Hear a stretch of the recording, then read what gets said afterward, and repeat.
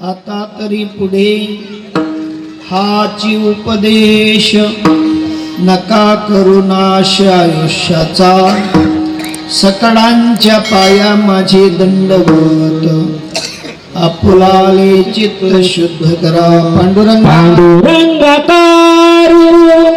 प्रथम नमन पांडुरंगाकारू प्रथम नमन पांडुरंगाकारू प्रथम नमन पांडुरंगाकारू प्रथम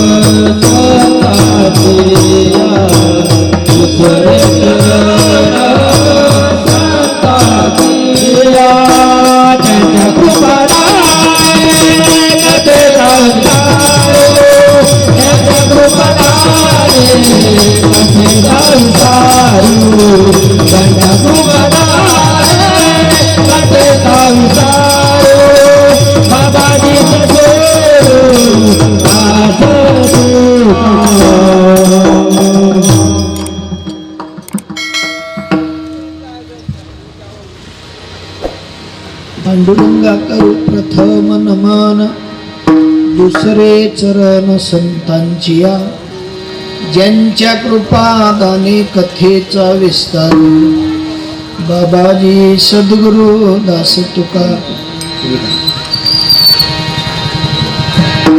ओम नमो ज्ञानेश्वरा करुणा कराया दयाळा तुमचा अनुग्रह लाधलो पवन जाहलो चराचरी मी कडा कुसरी काहीच नेने बोलितो वचने अति भाविका एका जनार्दनी तुमचा दास जयाची आस पुरवावी तुमचा अनुग्रह लाधलो पवन जाहलो चराचरी श्री संतांची या माता चरणावरी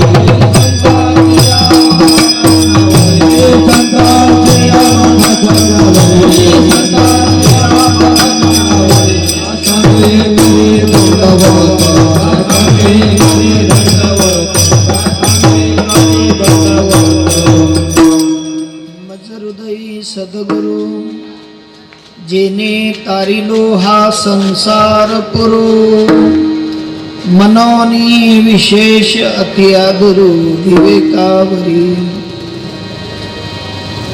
ओम ब्रह्मानंदं परम सुखदं केवलं ज्ञानमूर्तिं द्वंद्वातीतं गगन सदृशं तत्त्वमस्यादि लक्षणम् एकं नित्यं विमलम् अचलं सर्वाधि साक्षीभूतं भावातीतं त्रिगुणरहितं सद्गुरुं तं नमामि श्री गुरु सारिखा पाठी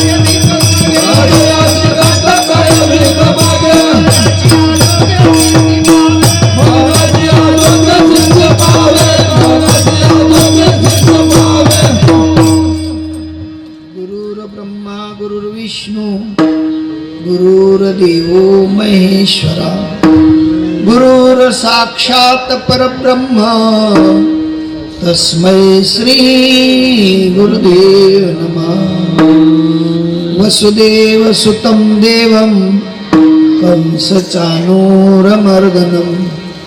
देवकी परमानंदं कृष्णं वंदे जगद्गुरु कृष्ण माझी माता कृष्ण माझे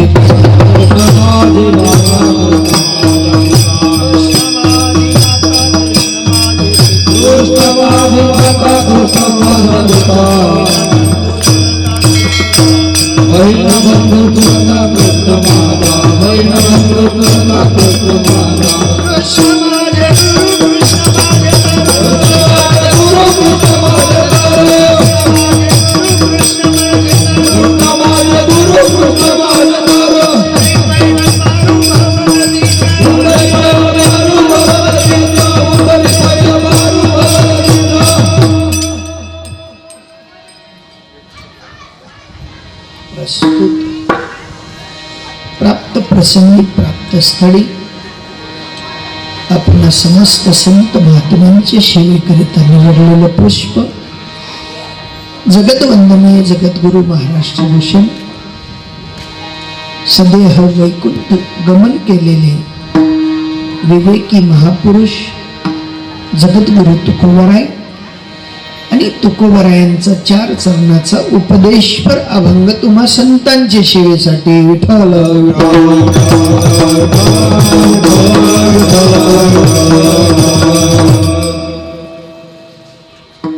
काय माझी वाणी मानेल संतांशी रंजवू चित्ताशी आपल्या या संत समुदायाची सेवा करणं माझ्यासारख्या पामर जीवाला शक्य नाही, पण तरी सुद्धा साधू महात्मे म्हणतात की बाबा आपल्या वाटेला आलेलं काम चोखपणे करा. चोखपणे केलेलं काम कुठेतरी भगवत प्राप्तीचं फळ दिद्या वाचून राहणार नाही. विठ्ठल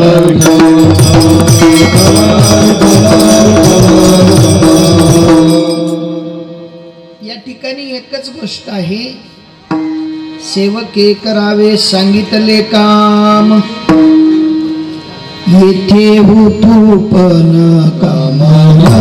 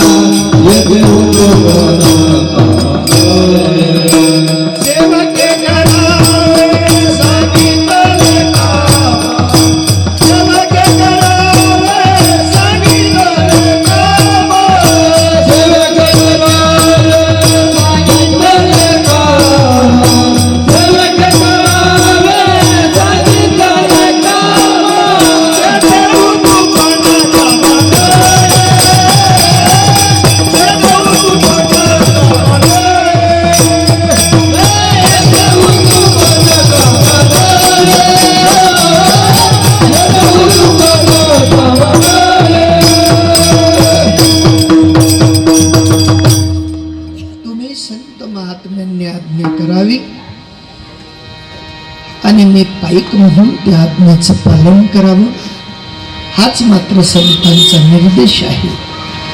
कारण संत महात्मे म्हणतात, तुम्ही संत माय बाप कृपावंत काय म्या पतित कीर्तिवान.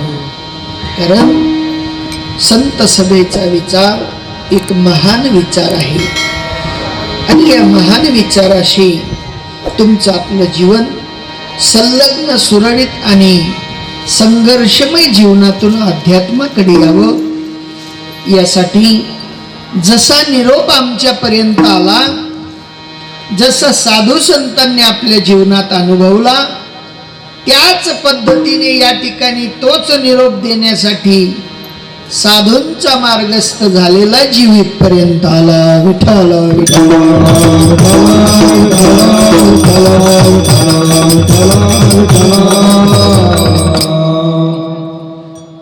बारकाईने विचार केला तर मी काही ज्ञानी नाही, पंडित नाही, वेदज्ञ नाही, शास्त्रज्ञ नाही.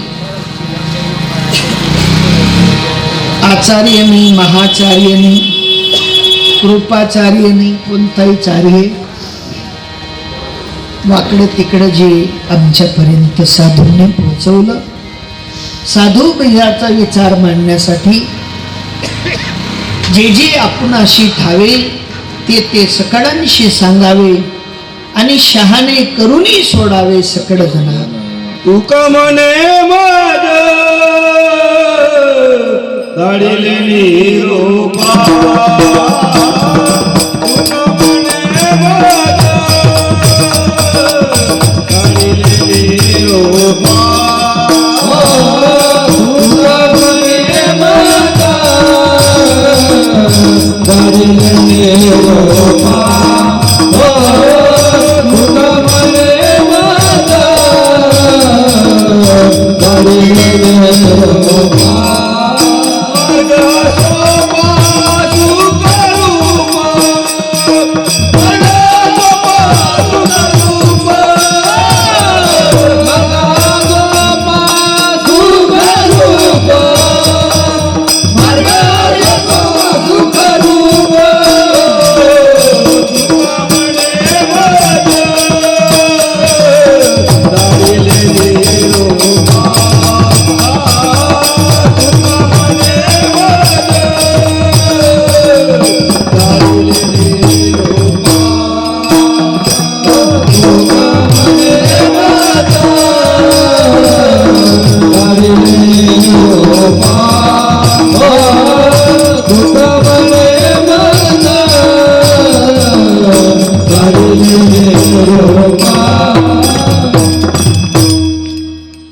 निरोप देणाऱ्याचं काम काय असतं? निरोप द्यावा. कोणी पाणी पाजलं तरी ठीक, चहा पाजली तरी ठीक, जेव घातलं तरी ठीक, बसायला गोनपाट दिलं तरी ठीक आणि बसायला नाही आसन दिलं तरी ठीक. अशा अन्वयी न्यायाने साधू संतांचं कार्य आहे. साधू महात्मे म्हणतात, आमच्यापर्यंत आलेला निरोप जसाच्या तसा तुमच्यापर्यंत पोहोचता व्हावा एवढ्यासाठी जगद्गुरु तुकोबाराय सुद्धा सांगतात की तुका म्हणे मज धाडिले निरोपा. निरोप धाडला, कशाचा निरोप पाठवला तर मार्ग आहे सोपा सुखरूप. सुखरूप असलेला मार्ग, ज्या मार्गावर आम्ही चाललो त्याच मार्गावर तुम्हा आपल्याला सर्वसामान्यांना चालता यावं एवढ्यासाठी तो निरोप जसाच्या तसा आणावा. सोपी गोष्ट सांगतो, लक्षात येईल. तुमच्याकडे पंक्ती होता का लग्नाच्या? लग्नाच्या पंक्ती होता. पंढरी बाबा अशी इकडे या तुम्ही पेटीवर, या या. मी कवीच नाही विचार करायला म्हणतो, वाजीन राहिली पेटी बरोबर काय माते, या या आता या. विठ्ठला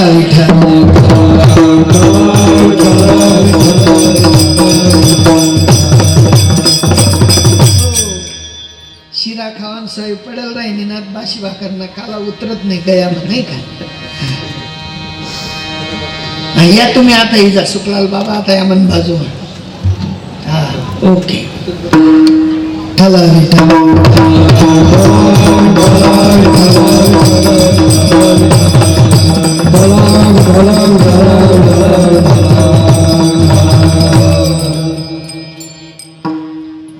ज्यांच्याकडे पंगत असते त्या महात्म्यांनी अन्नदानाचं दान मांडलेलं असतं आणि त्या दानामागचा हेतू एकच असतो, मला कुठेतरी पुण्याची प्राप्ती व्हावी, कुठेतरी मात्र मला त्या अन्नदानाचा फायदा व्हावा.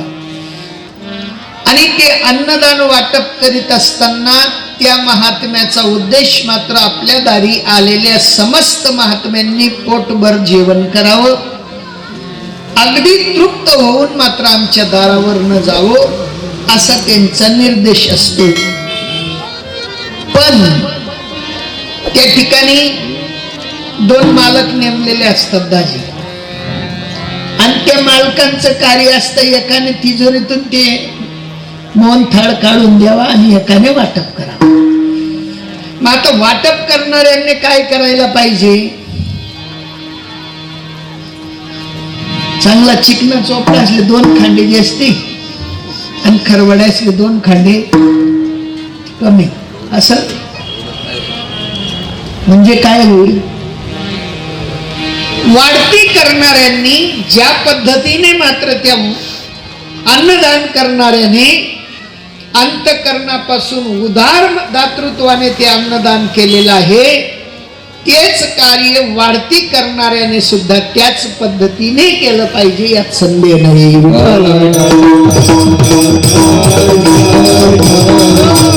आणि ते कार्य साधू महात्मे म्हणतात, आमच्याकडे जसं आलं तसंच आम्ही मांडणार आहोत, त्याच्यात तीड मात्र सुद्धा फरक होणार नाही. जर का फरक केला, पात्रात वाढती वक्ते आपल्यात जर का दोष मनात निर्माण झाला तरी त्याचं पाप लागतं. काय लागतं?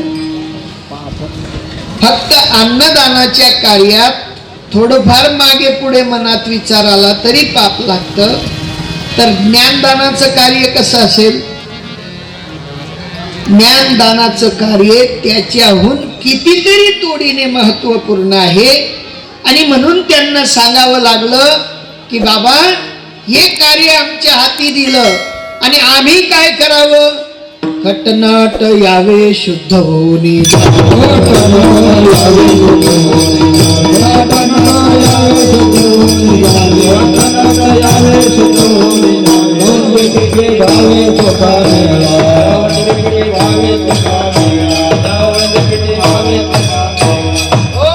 या ठिकाणी कसेही या खट या नट या नव्हे नव्हे साधूंचा विचार आहे. ते म्हणतात, सकळांशी येथे आहे अधिकार, कलियुगी उद्धार हरिनाम.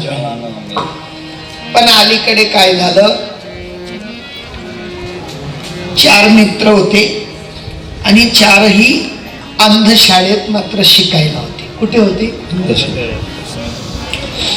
डोडस शाळेमध्ये शिकवलं जातं, चित्रसंगती दर्शवली जाते, पण अंधशाळेत मात्र ती रीत नाही, कृतीतनं मात्र शिकवलं जातं. आता त्या 4 अंधशाळेतील 4 मित्रांनी विचार केला, लोक हत्तीबद्दल लई बोलतात, आपल्याला हत्ती पाहायचे. आणि सहज यात्रेचे दिवस होते आणि यात्रेच्या दिवसामध्ये एका गलीतनं मात्र हत्ती जात होता आणि कुतूहलवश त्या 4ही जणांना इच्छा झाली की आपल्याला हत्ती आपल्याला स्पर्श करून पाहायचा. आता 4ही जणांनी प्रत्येकाने मात्र हत्ती पाहिला.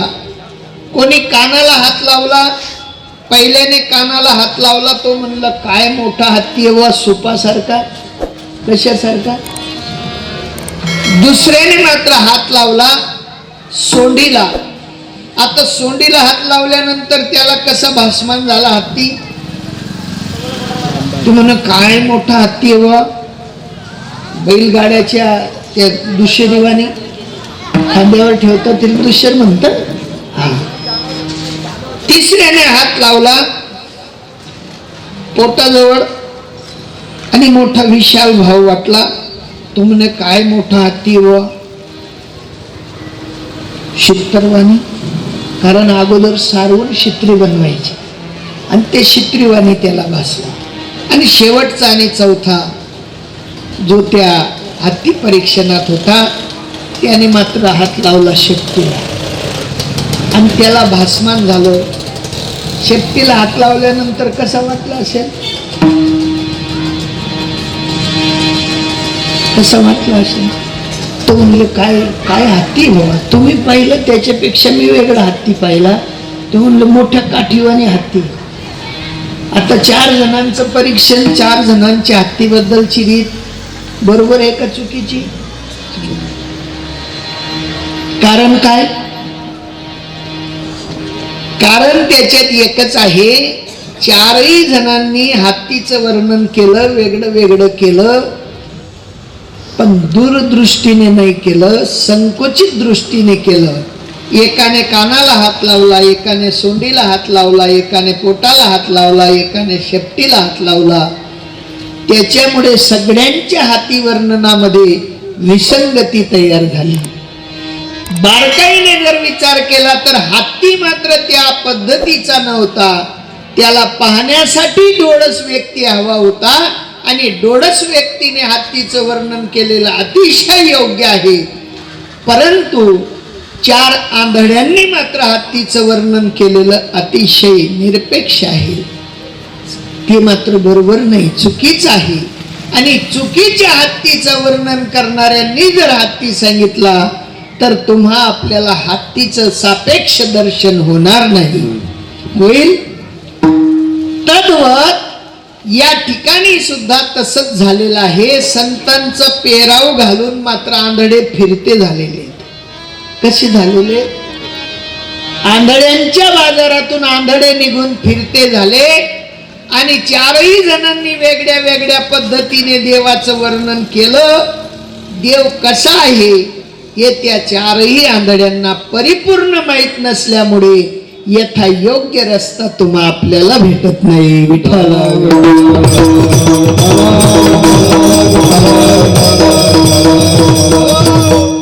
यथा योग्य रस्ता ज्या महात्म्यांनी पाहिला, ज्यांनी दूरदृष्टिकोन ठेवून मात्र भक्तीचं सूत्र अंगीकारलं, परंपरागत संत लादले आणि परंपरागत संतांनी त्यांना दिव्य दृष्टी दिली आणि दिव्य दृष्टीने मात्र ज्ञान चक्षुद्वारे त्यांनी भगवान परमात्म्यांचा साक्षात्कार केला. आणि तोच साक्षात्कार मांडण्यासाठी इथपर्यंत साधू संतांनी तुम्हा आपल्याला आणलं. हा, ते म्हणतात बाबा तुम्हाला खरं पटो अथवा खोटं पटो, आम्हाला जे सांगायचं ते आमच्या आतलं सांगावं लागणार आहे. जर का तुम्ही जेवण केलेलं नसेल आणि जेवणाचं वर्णन सांगत असाल तर तुमचा चेहरा ग्वाही देणार नाही. भुकेल्या माणसाने कितीही सांगितलं मी जेवण करून आलो तरी त्याचा चेहरा साक्षी देत नाही. तद्वत ज्याने देवाचा साक्षात्कार केला नसेल, ज्याने देवाला मात्र जाणलं नसेल, त्याला जर देवाबद्दलची सांगायची उपरती झाली तर तो खरा देव सांगूच शकत नाही. विठ्ठल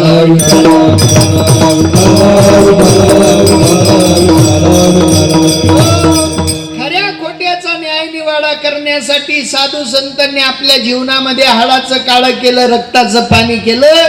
या सोन्यासारख्या समाजाला सांगण्याचा आतोनात प्रयत्न केला, पण जे शहाणे होते ते जागे झाले आणि जे आमच्या सारखे फंटूस होते ते तसेच्या तसे झोपून राहिले. म्हणून साधू महात्मे म्हणतात की अजूनही विलंब करू नका बरं का, अजूनही वेळ गेलेली नाही. आपल्या हातात जोपर्यंत काळावर सत्ता करण्याची ताकद आहे तोपर्यंत काय करा, आपुला तो एक देव करून घ्यावा. आपुला तो एक देव करून घ्यावा. आपुला तो एक देव करून घ्यावा. आपुला तो एक देव करून घ्यावा.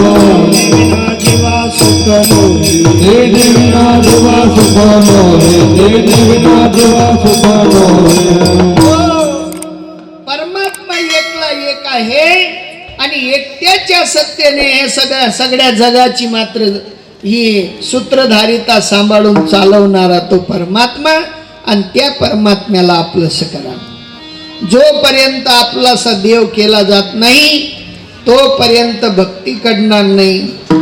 मी कोण आहे कडणार नाही, कुठून आलो कडणार नाही, कुठे जाणार आहे हे कडणार नाही. हे सगळं तुम्हा आपल्याला कळावं. देव कसा आहे हे आपल्याला कळावं. देवाची भक्ती कशी करतात हे आपल्याला कळावं. तेवढ्यासाठी साधूंचं आगमन आहे. ज्ञानोबराय म्हणतात मला सुद्धा देव कळत नव्हता, पण कृपा झाली माझ्यावर सद्गुरुनाथांची, निवृत्ती दादांची, आणि निवृत्ती दादांच्या कृपेने मला देव कळायला लागला. जनाबाई महाराज म्हणतात मलाही देव कळत नव्हता, मीही मात्र माझ्या नामदेवरायांच्या कृपेने देवाला ओळखलं आणि मलाही सांगावंसं वाटलं. जनी म्हणे आत्मा एक सर्वांगटी तो व्यापक. सगळ्यांच्या ठिकाणी माझा परमात्मा एकटा एक आहे. पण मात्र आम्हाला त्याची जी प्रॅक्टिकली परिपूर्णत्वाची रीत आहे ती सांगणारे संत भेटले पाहिजेत. जोपर्यंत संत भेटणार नाहीत तोपर्यंत कदाचित आमचं जीवन अस्तव्यस्त आहे. आणि अस्तव्यस्त जीवनाला कुठेतरी थारा मिळावा, ठिकाण मिळावं, तेवढ्यासाठी तुम्हा आपल्याला प्रयत्न करावे लागतील. संतांकडे जावं लागेल, त्यांना गयावया कराव्या लागतील, विचारावं लागेल. कायम्या उद्धार पावेना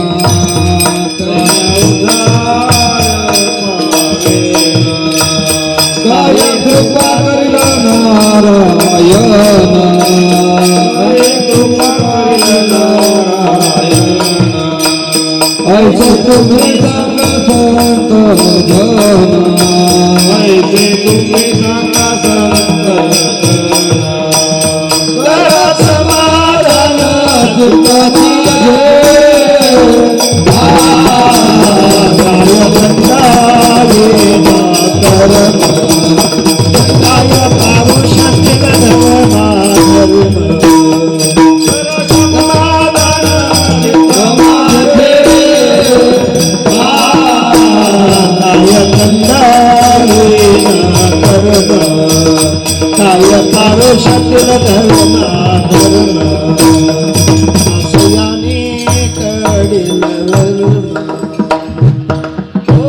बारकाईने विचार करा. ते म्हणतात काय पारुषतील धर्म आणि अधर्म, कास याने कडेल वर्म. देवाचं वर्म आम्हाला संत कसं कडेल हो, हे विचारावं लागेल, संतांकडे जावं लागेल. अहो सामान्य गोष्ट आहे, आम्ही रस्त्यामध्ये चुकलो, आम्ही फोन लावून विचारलं आम्ही मंदिराजवळ उभे आहोत. ते म्हणले मंदिराच्या कोणत्या मंदिराच्या जवळ. सामान्य रस्ता भूलभुलैया झाल्यानंतर आम्हाला विचारावं लागतं. मग भक्तीचा रस्ता विचारावा लागेल की नको. भक्ती सगळे करतात, भक्ती न करणारा असा एकही मनुष्य नाही. देख मनुष्य जात सकळ, स्वभावताची भजनशील, जाहाले असे केवळ माझ्या ठाई. जरी माझ्या ठिकाणी झालेले असले तरी आता ते आधार कार्ड चेकिंग चालू आहे सध्या. कुठले आहेत म्हटल्यावर ते म्हणतात तुमचा LC दाखवा, तुमचा तो जन्म प्रमाणपत्राचा दाखला दाखवा. नाही का, चालू आहे ना. कशासाठी चालू आहे. कदाचित या बांगलादेशी ते नाही का. अहो सामान्य तुम्ही आपण ज्या भारतवर्षात जन्माला आलो तरी त्याचा पाठपुरावा शहानिशा करावून ते मात्र सरकार सूत्र आपल्याकडनं हस्तगत करते. तशी शहानिशा आला असे कोठोनिया, जाशील कहोदे ठाया, म्हणशील घरदार माझे, अवघी लटकीच माया. लटक्या मायेला शहानिशा करून देणारा कोणीतरी परमात्मा असेल का नसेल. आणि त्या शहानिशीने जर का भक्ती केली, संतांना विचारलं कायम्या उद्धार पावेल, काय कृपा करील नारायण. ऐशे तुम्ही सांगा संत जन, करा समाधान चित्त माझे. चित्ताच्या ठिकाणी समाधान वृत्ती तयार करून देणारं सूत्र म्हणजे भगवान परमात्म्याची भक्ती. विठ्ठल